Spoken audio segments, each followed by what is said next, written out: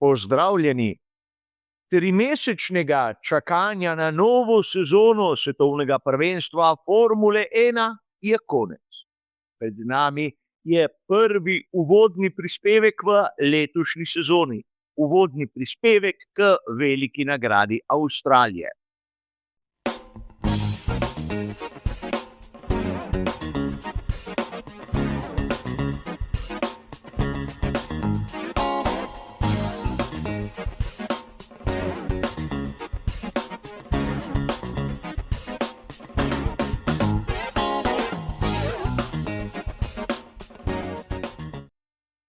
Začenja se nova sezona in seveda videli boste tudi določene spremembe pri našem uvodnem prispevku.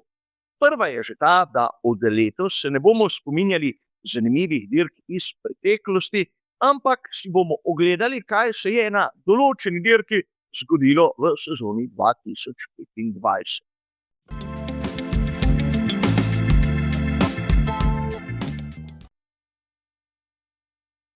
In v lanski sezoni na veliki nagradi Avstralije smo videli praktično, kaj pomeni imeti karakter.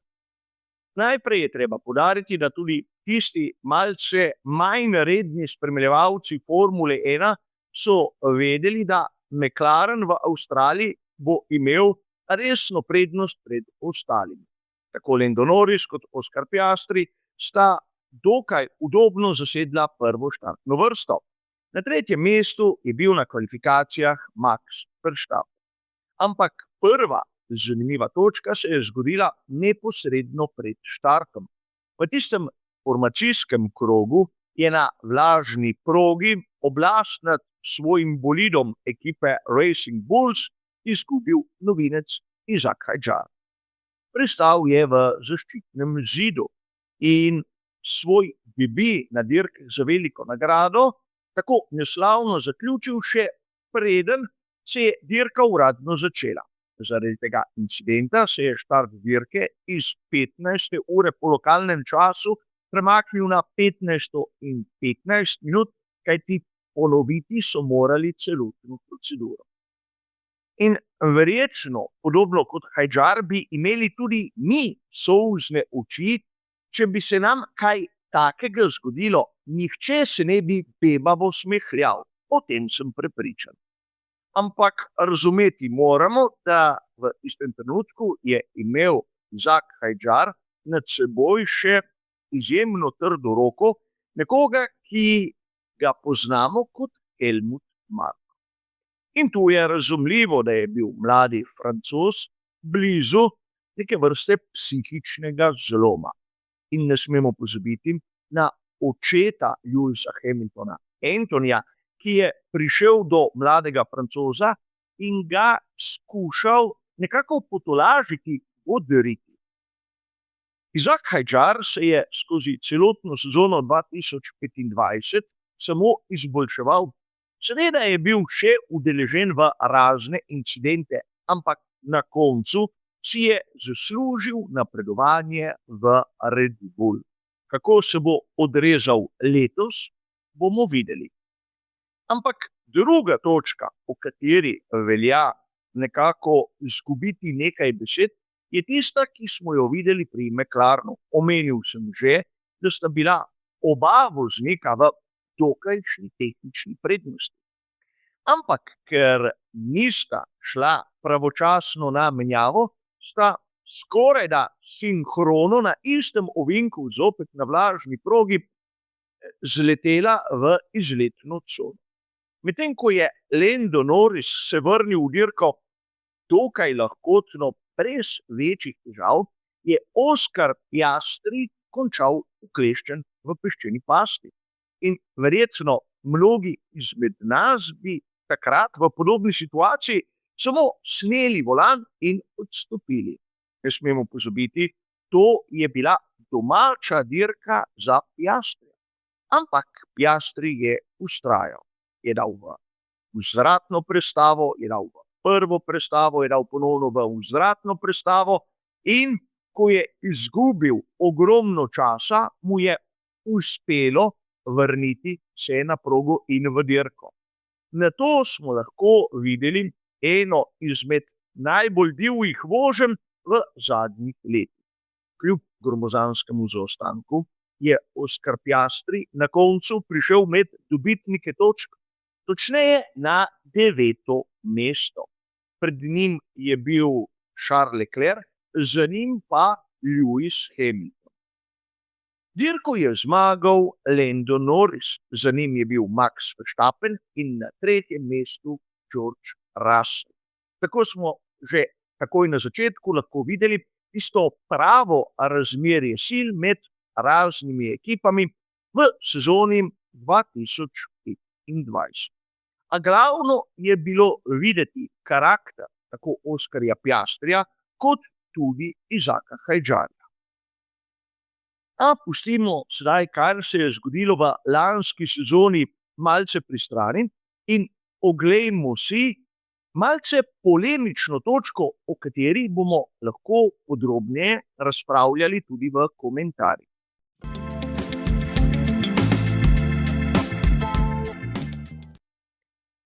Sicer polemične točke bodo prej izjema kot pravilo, ampak ne smemo mimo dejstva, da bodo 8. marca preimenovali ovinek na progi v Albert Parku.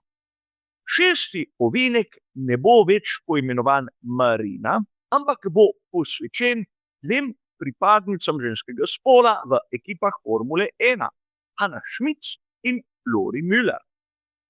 In tu ni nič napačnega ter nič spornega. Sam osebno podpiram takšne geste. Ampak prvič imam kar nekaj proti temu, da se posveti določen ovinek, določen del proge nekomu, ki je še aktiven v Formuli 1. Podobne pomisleke imam tudi pri ravnini Lewisa Hamiltona na progi v Silverstone. In druga točka, verjamem, da 8. marca se mora narediti nekaj posebnega. Ampak ali res nimamo nobene druge ženske, ki je pustila pečat v Formuli 1? Ne vem, Lella Lombardi, Claire Williams. Namreč sprašujem se, kaj sta naredili Lara Müller in Anna Schmitz tako posebnega, da bosta imeli svoj ovinek. Koliko ovinkov, ravnin ali pa celo prog bi na to lahko imel Giampiero Lambiase kot primer. In ja, v Formuli 1 je treba podpirati enakost. In Formula 1 je šport, kjer praktično se vsi delijo samo na dve kategoriji. Namreč na tiste, ki so hitri, in na one, ki si želijo biti hitri. Tu, na primer, denar ne pomeni absolutno nič. Poglejte samo primer Lensa Strolla in Landa Norrisa. Oba sta iz premožnih družin, ampak vidi se razlika v kvaliteti. In sam bi tu dejal, da pravzaprav smo priča neki politični agendi, ki v Formulo 1 ne sodi. Prav je, da se počasti ženske v Formuli 1, ampak spomnimo bi se res tistih pravih legend, ki so prišle na površje, brez raznih programov, brez raznih, recimo, tudi temu pozitivnih primerov diskriminacije, in so še danes med poznavalci znane. Zakaj 6. ovinek na progi v Albert Parku ni posvečen Michelle Dubos? Vem, mnogim neznano ime, ampak priporočam vam, da si ogledate tudi njeno zgodbo, ne samo zadnje serije Drive to Survive. A vrnimo se raje k tistemu dogajanju, k lastnostim proge v Albert Parku.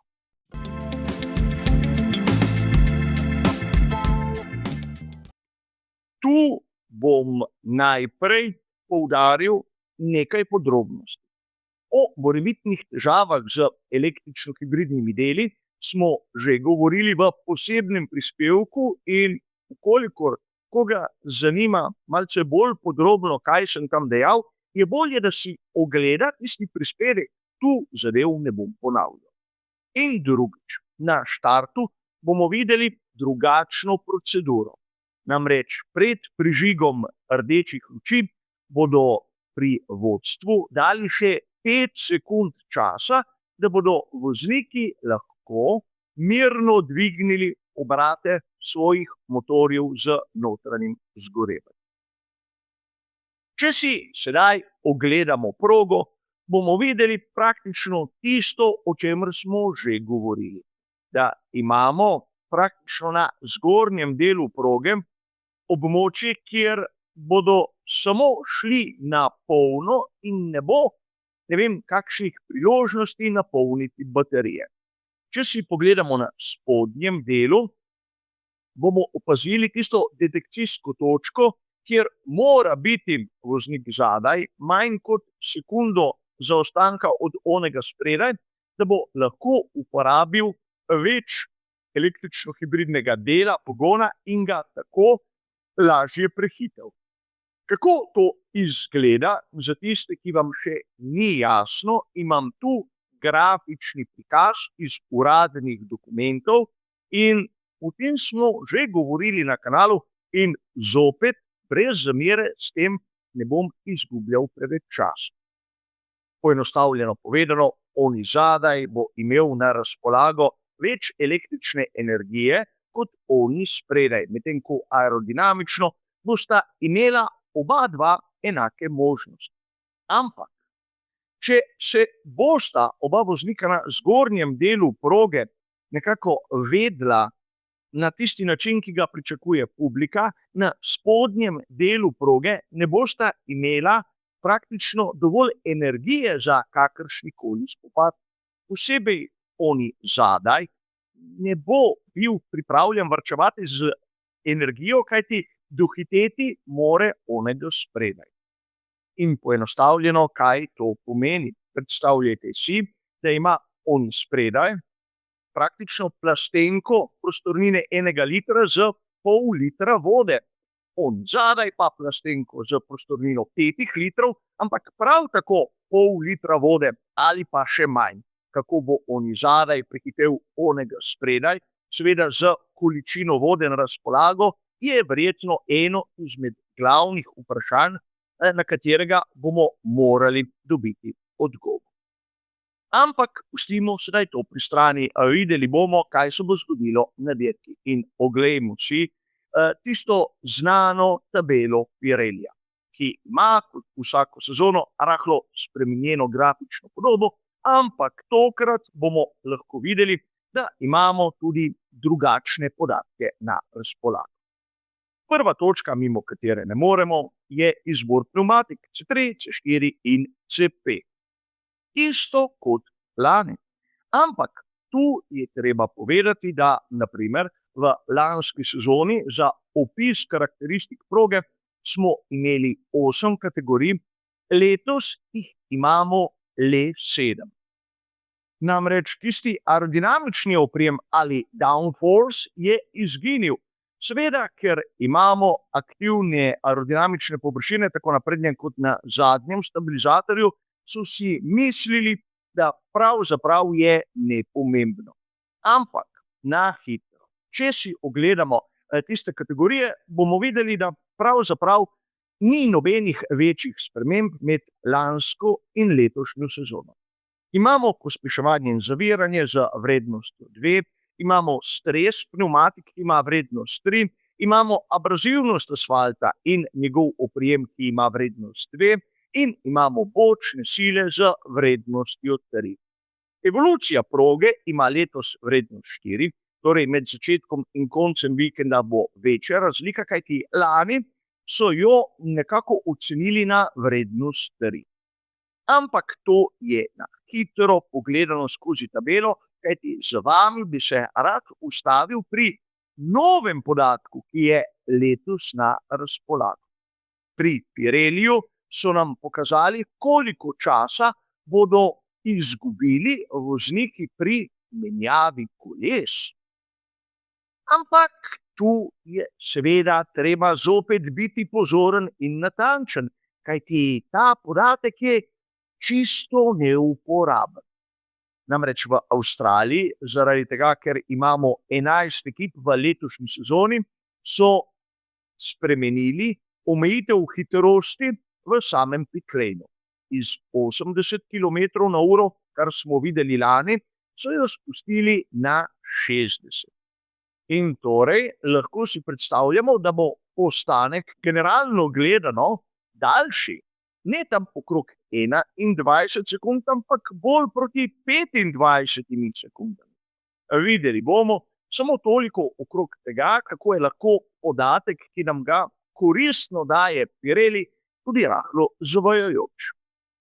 A verjamem, tu so sedaj na vrsti tiste vrednosti, ki so nekaterim zanimive, drugim pa čisto neuporabne. Govorili bomo o previsnem kotu in o minimalnem predpisanem tlaku.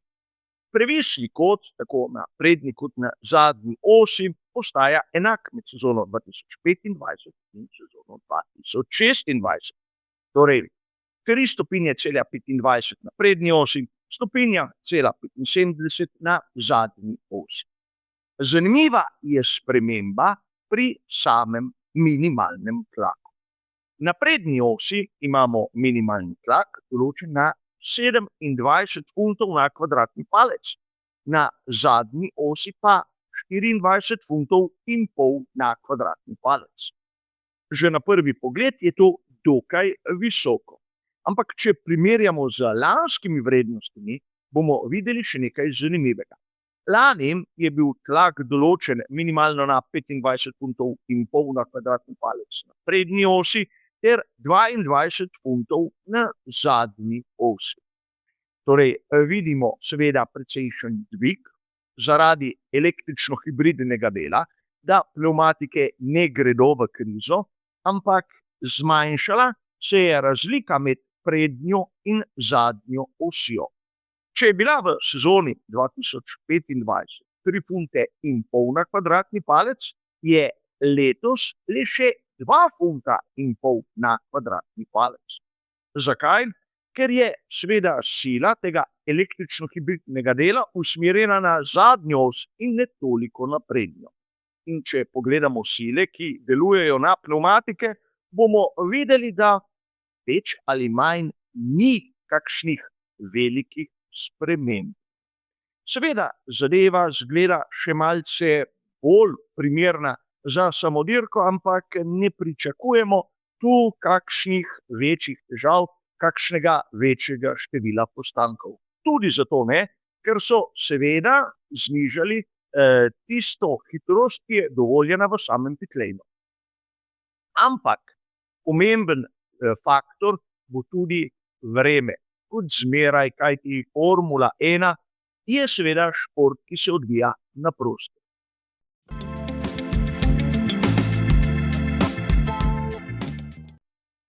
In vremenska napoved za dirko pravi, da v petek, soboto in nedeljo skorajda ni verjetnosti kakršnihkoli padavin.